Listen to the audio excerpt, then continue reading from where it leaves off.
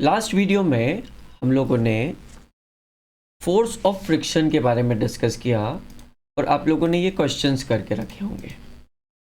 ये क्वेश्चंस हम लोग कभी भी डिस्कस कर लेंगे, नहीं तो अलग से वीडियो मिल जाएंगे आपको क्वेश्चंस के लिए। अब हम आगे चलते हैं next section.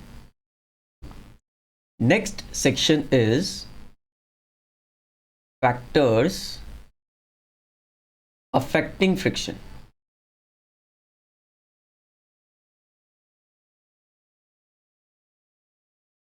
Next section is factors affecting frictions. कौन से फैक्टर्स हैं जो फ्रिक्शन को अफेक्ट करते हैं? कहीं पे फ्रिक्शन ज़्यादा होता है, कहीं पे कम होता है, ऐसा क्यों?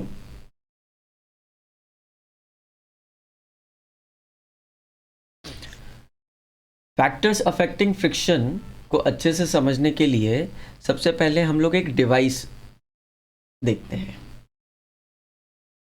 This is a spring balance. ये डिवाइस एक स्प्रिंग बैलेंस है। ये डिवाइस का इंटरनल स्ट्रक्चर कैसा होता है? एक स्प्रिंग अटैच रहती है और यहाँ पे एक नॉच रहती है और फिर यहाँ से एक हुक जाते हुआ रहता है। किसी किसी डिवाइस में यहाँ पे भी स्प्रिंग रहती है, दोनों तरफ स्प्रिंग रहती है, किसी में एक ही तरफ स्प्रिंग रहती है। अब यहाँ पे जब पुल करते हैं, मतलब ये हुक को, इस हुक को जब पुल करेंगे, फोर्स लगाएंगे किसी भी डायरेक्शन में रख के, तो ये स्प्रिंग पुल होगी। क्योंकि ये स्प्रिंग पुल होगी तो ये जो एरो है ये नीचे की तरफ आ जाएगा।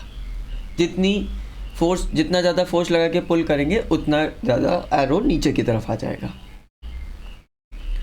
और यहाँ पे रीडिंग लिखी हुई होती है 10, या तो न्यूटन्स में लिखी होगी या केजीज में लिखी होगी। 10 Newton, 20 Newton, 30 Newton. Newton is the unit of force. Newton is the unit of force. तो ये तो न्यूटन में लिखी होगी, या 10 न्यूटन के सामने 1 kg, 2 न्यूटन के सामने 2 kg, 3 न्यूटन के सामने 3 kg, ऐसी लिखी होगी। This is the mass. Mass की यूनिट एक्स्ट्रा में क्यों लिखी है वो मैं आपको बता दूंगा, बट अभी तो हमको फोर्स से मतलब है। तो जितना इस पर फोर्स लगाओ उतना ये खींच ले, मतलब ये उतना पता लग जाता है। ओके, तो जैसे हमने लास्ट क्लास में डिस्कस किया था एक बुक पे फोर्स लगाने का, उसी तरह से बुक को तो जब हम फोर्स लगा रहे थे तो बस इम्पैक्ट दे रहे थे, थोड़ा सा धक्का देके छोड़ देते थे। बट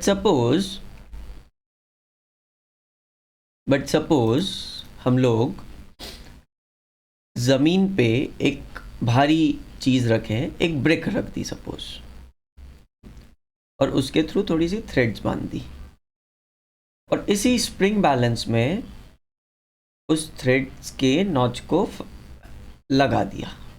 उसी स्प्रिंग बैलेंस में उस थ्रेड के नॉच को लगा दिया। हॉरिजॉन्टल है ये, है ना? और इस स्प्रिंग बैलेंस को हम पुल कर रहे हैं, तो क्या होगा कि ये ब्रिक जैसे ही पुल होने लगेगी, ब्रिक पे एक फ्रिक्शनल फोर्स आने लगेगा, राइट? और opposite to the sliding motion आने लगेगा, क्योंकि हम पुल इस डायरेक्शन में कर रहे हैं तो पॉसिबिलिटी इस डायरेक्शन में है मोशन की, तो फ्रिक्शनल फोर्स ब्रिक पे इस डायरेक्शन में आने लगेगा।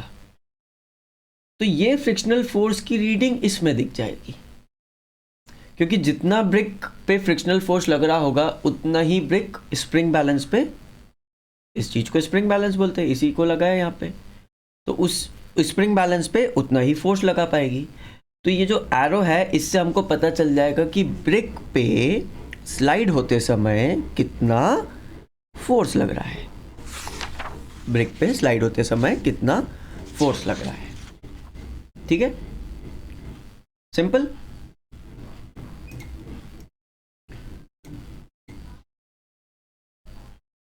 अब इसी ब्रिक को हम लोग अलग अलग जगह रख सकते हैं। जैसे इसी ब्रिक को पहले आप अपने घर के टाइल्स पे रखिए और फिर पुल करके देखिए कितना फ्रिक्शनल फोर्स आता है। सपोज फ्रिक्शनल फोर्स की रीडिंग आती है 5 न्यूटन। तो अगली बार उसको एक वुडन टेबल पे रख के देखिए, तो फ्रिक्शनल फोर्स की रीडिंग अलग आएगी। अगली बार उसको रफ फ्लोर पे रख के देखिए, जैसे हमारे कमरे में जो टाइल्स होती है वो कंपैरेटिवली स्मूथ होती है, जो छत वगैरह पे टाइल्स होती है वो कंपैरेटिवली ज़्यादा रफ होती है। या फिर उसको रोड जो डामर की है या सीमेंटेड रोड है उस पर रख के देख सकते हैं। हर बार फ्रिक्शनल फोर्स की रीडिंग अलग अलग आएगी, हर बार फ्रिक्शनल फोर्स की रीडिंग अलग अलग आएगी।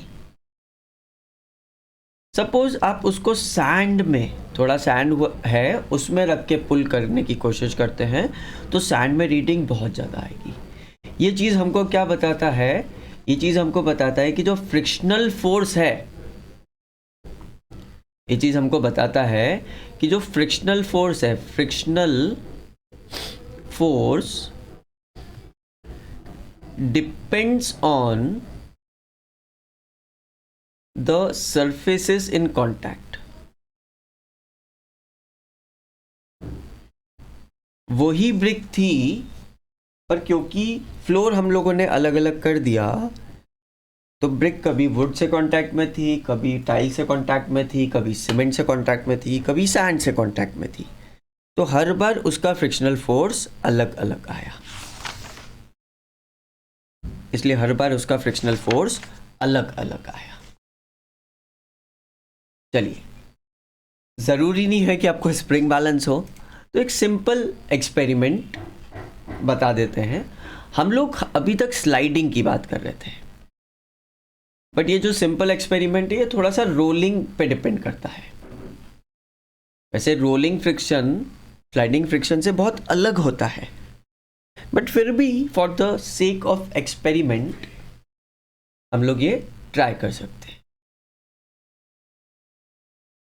ठीक है, आपका काम रहेगा, ये जो एक्सपेरिमेंट दिया है एक्टिविटी 12.3 में, इसको रीड कीजिए और 12.2 के सेक्शंस जो समझा है उसके बेसिस पे 12.2 के सेक्शंस, ये दोनों क्वेश्चंस, ये और ये दोनों सेक्शंस करिए